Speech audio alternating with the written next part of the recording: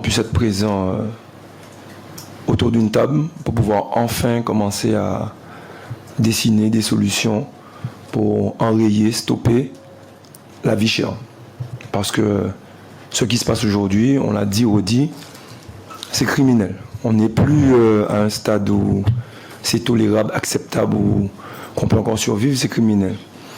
Parmi tout ce que je remercie, je vais remercier tout particulièrement le peuple martiniquais. Le peuple qui souffre et qui a eu le courage, après la grande bataille de 2009, une fois de plus, de mettre tout de côté et d'entrer dans le combat pour qu'aujourd'hui, on puisse être là où nous sommes, puisque Gladys Roger, Aude Goussard et moi-même Rodrigue Petitot, nous ne sommes que des porte-voix de la partie du peuple que nous représentons. Cette partie du peuple a beaucoup souffert avant 2009.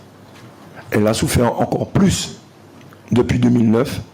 Et il est vrai qu'un tel traumatisme voudrait qu'on soit dans un coin, recroquevillé, sans l'envie de se battre. Pourtant, ils ont mis toute leur souffrance de côté, toute leur douleur, et ils sont entrés dans le combat pour faire entendre ce qu'on a l'impression que personne ne voulait entendre.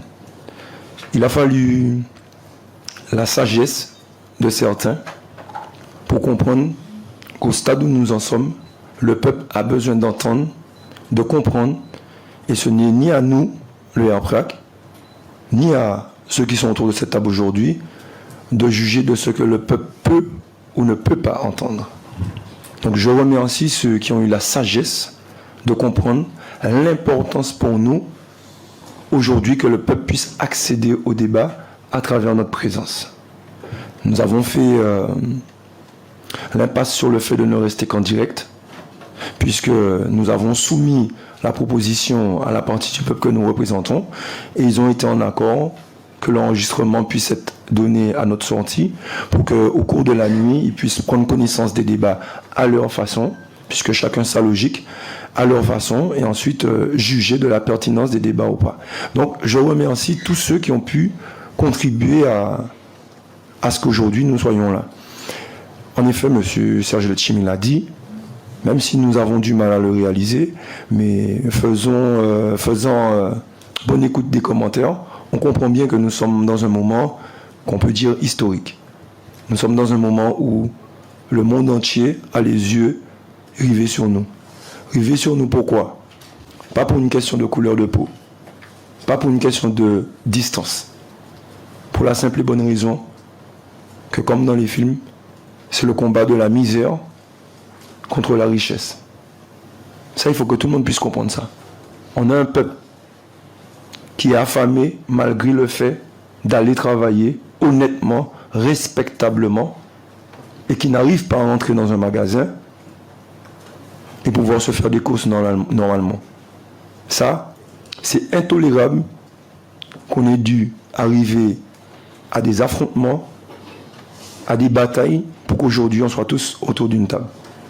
Je l'ai dit, je le redis, nous portons tous la responsabilité de tout ce qui s'est passé ces derniers jours.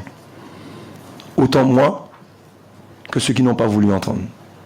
Aujourd'hui, nous venons vers vous avec la sagesse, le vouloir, le désir que les choses avancent à partir d'aujourd'hui.